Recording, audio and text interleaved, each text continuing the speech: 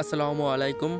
গত কয়দিন ধরে আমাদের এইখানে চারও দেওয়ার কথা, কিন্তু আমরা সময়ের স্বল্পতা এবং আমার অলসতার কারণে এখানে চারও করতে পারিনি। আপনারা হয়তো অনেকেই চারও চিনতে নাও পারেন, কিন্তু আমাদের এদিকে সাধারণতভাবে চারও দিয়ে মাছ ধরা হয়। এই চারোগুলোন পাততে হয় সাধারণতভাবে এক সাইডে নেট এবং অন্য সাইডে চারোগুলোন পাততে হয়। সাধারণতভাবে এই চারোর ভিতরেই মাছ ঢুকে। এই চারোতে সবচেয়ে বেশি মাছ পাওয়া যায় বাগদা এবং হরিণা। বাগদা এবং হরিণার সাথে সাথেও সাদা মাছও পাওয়া যায়, যেমন তেলাপিয়া, তারপর রুই, আরও অনেক মাছ পাওয়া যায়। কিন্তু আমরা বাগদা ধরার জন্য শুধুমাত্র চারোটা পাতি। এখানে যে দেখা যাচ্ছে নেট, ওই নেটে চারো পাতি আর ওই খুঁড়ায় চারোটা বান্ধি। বান্ধার পর ওই চারোটা ভালোভাবে করি। এখন চারোটা হালকা, তার জন্য চারোটায় এখন ভার দেওয়া লাগবে। ভারের জন্য আমি মাটি উঠালাম, মাটি উঠে ওইখান দিলাম, দেওয়ার পর তারপর দেখি যে আরও একটা ভার দেওয়া লাগবে। তার জন্য আমি আর একটা মাটির চাকা আনলাম, চাকা এনে তারপর দেখি শ্যালা লাগবে। শ্যালাটা আমি মুখে দিলাম, মুখে দিয়ে তারপর ভাতটা দিলাম। তারপর আমি অন্য চারোতে যাব, তার প্রস্তুতি নিয়ে আমি ওই অন্য চারোতে গেলাম। যাওয়ার পর ওইখান থেকে চারো টেনে আনলাম। আর আমাদের ঘরে প্রচুর পরিমাণে শ্যালা ফুটছে। এবছর যেরকম শ্যালা হয়েছে এরকম কোনো বছর হয়নি।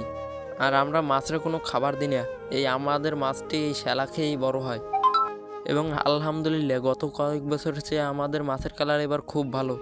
আমাদের ঘেরে প্রচুর পরিমাণে শ্যালা থাকার কারণে মাছের কালার হালকা সবুজ রঙের হয়। চারও অনেক কয়দিন শুকানোর কারণে এখন চারোটি হালকা, তার জন্য পানিতে দিলে ভেসে ওঠে। তার জন্য আমি চারোতে মাটির চাপা দিলাম এবং চারের মুখে শ্যালা দিয়ে দিলাম। শ্যালা না দিলে চারের মুখে ফাঁক থাকলে ওইখান থেকে মাছ বের হয়ে যায়। এবং আমি দেখতেছিলাম যে আমাদের ঘেরে প্রচুর পরিমাণ শ্যালা হয়েছে, তার জন্য আমি একটু উঠে দেখতেছিলাম। এইখানে এসে দেখি একটি চালাটি আমি পাও দিয়ে আটকানোর চেষ্টা করছিলাম। একটু পরেই দেখতে পাই চালার ভিতরে একটি সাপ দেখে আমি পালিয়ে গেলাম। তারপর দেখি যে মেঘের অবস্থা বেশি ভালো না, আকাশে বৃষ্টি হতে পারে।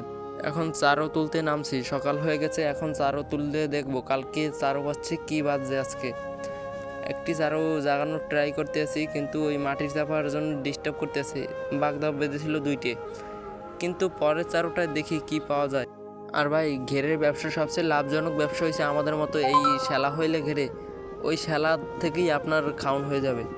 কোনো প্রকার প্রফিট বা কোনো ইনভেস্ট লাগবে না। সাধারণতভাবে সবাই যেরকম ইনভেস্ট করে বা প্রজেক্ট হিসাবে করে, আমাদের কিন্তু প্রজেক্ট হিসাবে লাগে না। আমাদের ঘেরের পানি দেখে তো বুঝতে পারছেন যে আমাদের ঘেরে প্রচুর পরিমাণে শ্যালা আছে এবং পর্যাপ্ত পরিমাণে খাবার আছে। কিন্তু আলহামদুলিল্লাহ আমাদের এই তেরোটায় মোটামুটি মাছ বেঁধেছিল, প্রায় আধা কেজির মতো মাছ বেঁধেছিল। কিন্তু এখন দেখা যাক কি করি। একটি বাগদায় শুধুমাত্র ডিস্টার্ব করছিল, তার জন্য আমি একটি বাগদা মুখে রেখে তারপর আরেকটি বাগদা বের করে আমাদের ব্যাগে ঢুকালাম। তারপর শ্যালা উঠে ওই চারোতে দিয়ে দিলাম। চারোর মুখ খুবই, এবং আমি যত দ্রুত সম্ভব চারো পাতার ট্রাই করছিলাম, কারণ হচ্ছে আর একটা চারো উচল দিতে হবে। তার জন্য আর একটা চারোর কাছে চলে আসলাম। চলে আসার পরে দেখি যে এই চারোটা কী বাজে। তার জন্য আমি যে জাগানোর ট্রাই করলাম। জাগানোর পরেই দেখি যে আলহামদুলিল্লাহ এটা অনেক মাছ বেঁধেছে, সাথে একটি কাঁকড়াও বেঁধেছে। কাঁকড়াটি ছিল পুরুষ কাঁকড়া, যেটাকে আমরা সাধারণতভাবে কাইটো কাঁকড়া বলে থাকি। আপনাদের কে বাসায় কী বলেন আপনারা কমেন্টে একটু জানায়েন তো।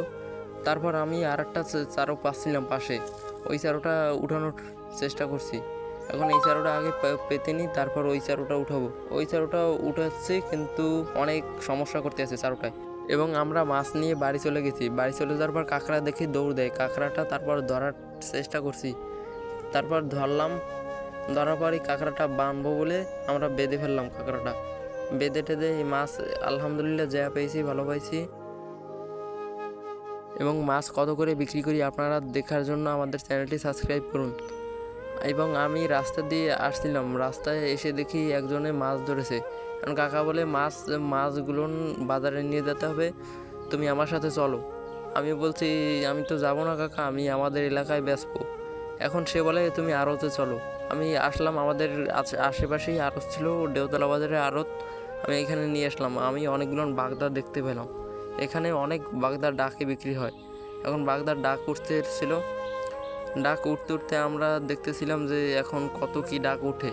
তারপর আমাদের বাগদা দিব, এইখানে আমি দাঁড়ায় ভিডিও করছিলাম এবং আমার তা দেওয়ার ট্রাই করছিলাম। আমাদের বাগদা ওরিঙ্গা আমরা ঢাললাম, আর একজনের তা এদিকে দিয়ে দিছে। এখন আমি একটু পরেই দেব, এর বাগদা অনেক, তার জন্য একটু পরে দিলাম। একটু পরে দেওয়ার পর আমাদের বাগদার কেজি উঠছিল 900 টাকা। আর বাগদা হয়েছিল 1 কেজি, আমাদের বাগদা হয়েছিল 1 কেজি।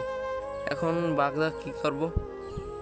আমাদের বাগদাও সাধারণতভাবে আমাদের বাগদাও এইরকম, এই আমার 1 কেজি বাগদাই।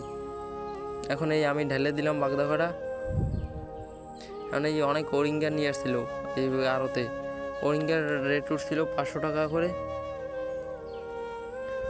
আমাদের এক কাকা এই ওরিঙ্গিগুলো পালায় উঠাই দিচ্ছিল। এখন কাকায় নেবে, এই কাকাই সে ফইরে।